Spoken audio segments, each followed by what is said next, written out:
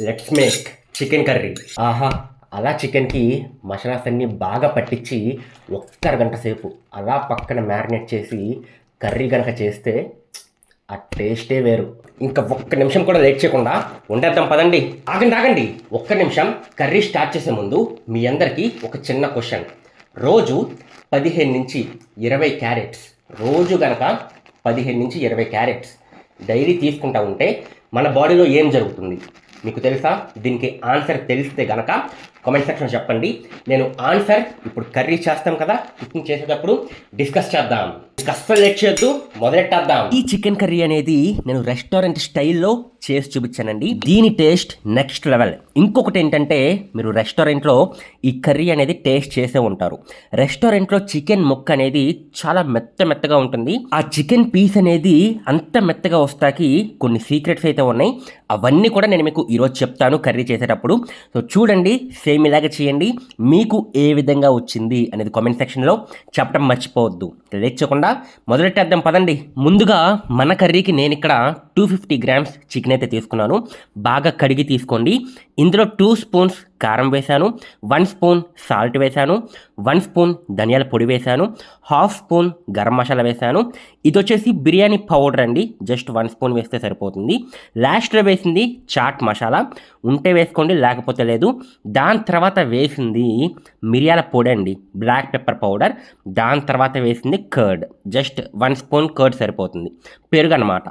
వేసేసి బాగా కలపండి. ఈ మసాలా మొత్తం కూడా బాగా కలవాలి. ఒక 3 నుంచి 4 నిమిషాలు టైం పడుతుంది. ప్రతి ముక్కకి మసాలా బాగా పట్టేలాగా బాగా కలపండి. ఇది వచ్చేసి అల్లం పేస్ట్ అండి, 1 స్పూన్ అల్లం పేస్ట్ అనేది వేసుకుని బాగా కలపండి. ఇది కలిపేలోపు ఇందాక క్వశ్చన్ అడిగాను కదా, దానికి ఆన్సర్ చూద్దామా? డైలీ కనుక 15 నుంచి 20 క్యారెట్స్ తింటే మన బాడీ అలాగే ఫేస్ రెండు కూడా కలర్ చేంజ్ అయిపోతాయి.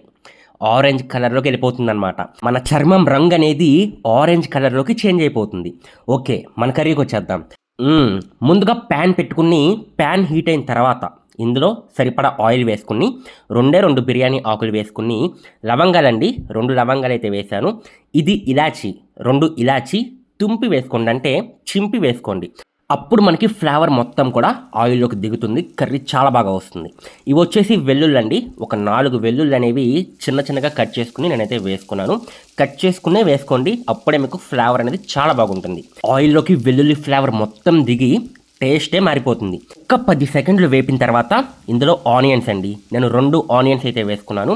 చిన్నగా కట్ చేసుకోండి, ఎందుకంటే మనం చేస్తుంది కర్రీ కదా, గ్రేవీకి చాలా బాగుంటుంది. వీలైనంత సన్నగా కట్ చేసుకోండి, ఎంత సన్నగా వస్తే అంత సన్నగా కట్ చేసుకుని, ఇప్పుడు ఇవి ఆనియన్స్ వేసాం కదా, ఇవి ఎంతసేపు వేగాలంటే ఒక 8 నుంచి 9 నిమిషాలు. మీడియం ఫ్లేమ్ మాత్రమే, హైసగా పెట్టొద్దు. మీడియం ఫ్లేమ్లో 8 నుంచి 9 నిమిషాలు బాగా వేపండి. వేగుతున్న టైంలోనే ఒక 10 నుంచి 12 కరివేపాకు అనమాట, కర్రీ లీవ్స్ తెలుసు కదా, ఇవి వేసేయండి. కర్రీ లీవ్స్ అనేవి ఈ చికెన్ కర్రీలోకి కాదు, ఏ కర్రీలోకైనా సరే అదిరిపోతుంది. టేస్ట్ చాలా బాగుంటుంది, హెల్త్కి కూడా చాలా మంచిదండి. ఇప్పుడు కొద్దిగా ఒక 1/2 స్పూన్ పసుపు వేసి బాగా కలపండి. కలిపి నేను చెప్పాను కదా, 8 నుంచి 9 నిమిషాలు ఆనియన్స్ని వేపాల్సిందే. మీరు వేపకుండా ఏదో హైసగా పెట్టేసి ఒక 2 నిమిషాలు 3 నిమిషాల్లో బాగా వేగనిచ్చేస్తే మీకు టేస్ట్ రాదు. లో ఫ్లేమ్లోనే బాగా వేగాలి, అప్పుడే ఆయిల్లోకి ఆనియన్ ఫ్లేవర్, ఇలాచీ ఫ్లేవర్ అన్నీ కూడా దిగి కర్రీ టేస్ట్ నెక్స్ట్ లెవెల్కి వెళ్ళిపోతుంది. ఓకే, నాది 10 నిమిషాలు అయితే అయిపోయింది. అయిపోయిన తర్వాత స్టార్టింగ్లో మనం మ్యారినేట్ చేసి పెట్టుకున్నాం కదా చికెన్ మొత్తం కూడా ప్యాన్లో వేసేసి బాగా కలుపుతున్నాను అనమాట. ఇప్పుడు మనం వేసిన ఆనియన్స్ కానీ, ఇలాచి కానీ, అన్నీ కూడా లవంగాలు కానీ మొత్తం అన్నీ కూడా ప్రతి ముక్కకి పట్టే విధంగా బాగా కలుపుకోండి. ఒక 4 నుంచి 5 నిమిషాలు టైం పడుతుంది, నిదానంగా కలుపుకోండి. కలుపుకున్న తర్వాత పైన మూత పెట్టేసి ఒక్క 5 నిమిషాలు బాగా ఉడకనివ్వండి. 5 నిమిషాలు అయిన తర్వాత ఈ 5 నిమిషాలు కూడా మీడియం ఫ్లేమ్లో మాత్రమే, హైసగా పెట్టకూడదు. మీడియం ఫ్లేమ్లో ఒక్క 5 నిమిషాలు ఉడకనిచ్చి తీసి ఒకసారి కలుపుకోండి. కలుపుకొని మళ్ళీ మూత పెట్టండి. మళ్ళీ మూత పెట్టేసి ఒక 3 నుంచి 4 నిమిషాలు మీడియం ఫ్లేమ్లోనే బాగా ఉడకనిచ్చి తీసిన తర్వాత ఇక్కడ నాకు ఇప్పుడు 70% అయితే కుక్ అయిపోయింది. ఇంకా 30% ఉంది. ఒక్కసారి మొత్తం అంతా కూడా బాగా తిప్పేసుకుందాం. ఇప్పుడు 70% కుకింగ్ అయిపోయింది కదా, ఈ 30% ఎలాగంటే వాటర్లో బాగా కుక్ అవ్వాలన్నమాట. అంటే బాగా ఉడకాలి.